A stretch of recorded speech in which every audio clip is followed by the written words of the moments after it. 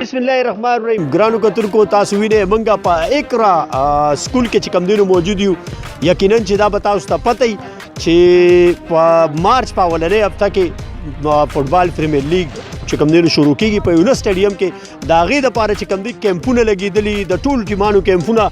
خو دا کیمپ چې کوم دی دا ډېر رنګین کیمپ دی. دا د خاکسار سټي کیمپ لګېدلی. ما سره کوچ عباس علي صاحب چې کوم دی نو موجود دی. زه ګورم د نیمې ګنټې داسې ډېر سخت ټریننګ ورکوي د خپلو کلاریانو ته.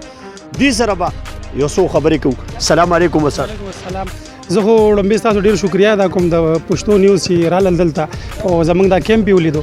موږ خو د اتوار د ورځې نه کیمپ لګولې د خاکسار سټي ټیم دی. د هغې کیمپ هم لګولې. په دې کې موږ سره د مختلف ځایونو پلیران دي، د تغبې، د شیرګل، د نوخار، د دیر، د سوات مختلف ځایونو نه پلیران راځي دي کیمپ کې شرکت کوي. په دې کې موږ سره پاکستان کلر پلیران هم دي. نو هغې راځي دلته مختلف قسمه سکل د هغې امپروو کېږي دلته او موږ هغې ته هارډ ډرلز کوو ځکه چې دا پلیران چې دي د دې لږ ډېر د سټیمنا کمې شته. گیم خو د ټولو لیول ډېر زبردست دی. الحمدلله موږ سره چې په ټیم کې څونه پلیران دي د ټولو گیم ډېر زبردست دی. خو د دې سټیمنا لغونده کې ویک ده نو په هغې باندې موږ ډېر زور روړو په دې کیمپ کې. تاسو کتی شئ چې په دې کیمپ کې موږ په دې ډېر زور روړ دی. ډېره مهرباني عباس علي صاحب. دا جي کوچ خاکسار سټي ما سره ګولي چې کوم دی نو موجود دی. اوس مې لیدل دی او څو ډایان یووالې خو ډېرې زبردست دی.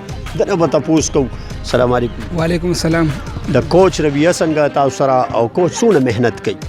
جی کوچ رویه موږ سره ډېره زیاته ښه ده او موږ هغې ډېر زیات شکرګزار یو چې موږ ته دې کیمپ کې موقع راکړه او هغه موږ سره ډېر ښه محنت کوي او موږ ته داسې نوي ټیکنیکس راکوي چې هغې سره موږ ګیم نور هم ښه شي او موږ داسې نوي څه زده کوو د کیمپ کې او موږ دې بیا یو ځل شکریا ادا کوم چې موږ ته دې کیمپ کې موقع راکړه. ډېر ښه. ما سره چې کوم دی نو د خاکسار سټي بل پلیر چې کوم دی نو حقیقت دی چې د ځوانانو ته ګورم نو مونږ کې هم لغونته کې دغه راوچه چې مونږ هم وایو چې اوس دا شرټه مچولو دي سره فوټبال کړی خو چېرته هم دي په دې سر باندې نو نه کوو. جی دا راته ووایه تاسو خو هم دلته کې گیم کوئ.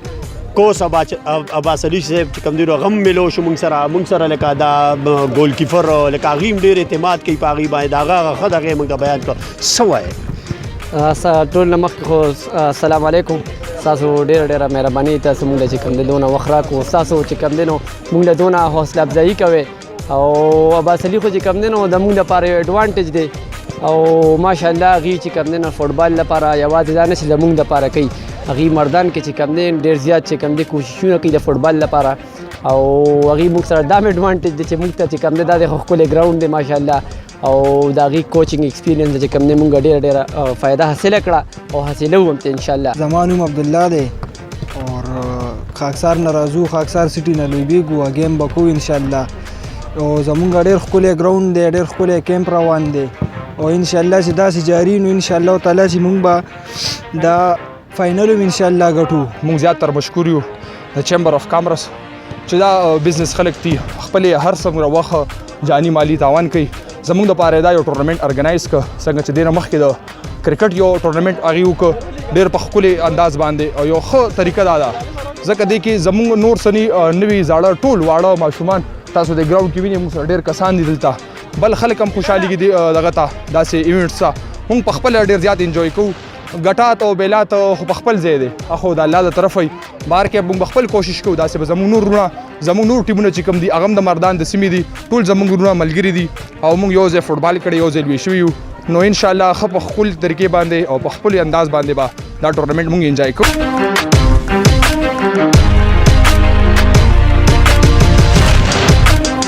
جی ګرانو کتونکو تاسو ولیدل ډېر ښکلی بحث وشو. ډېر ښکلې طریقې سره چې کوم دی نو ټریننګ سیشن ته زه راغلی وم نن اقرا سکول ته.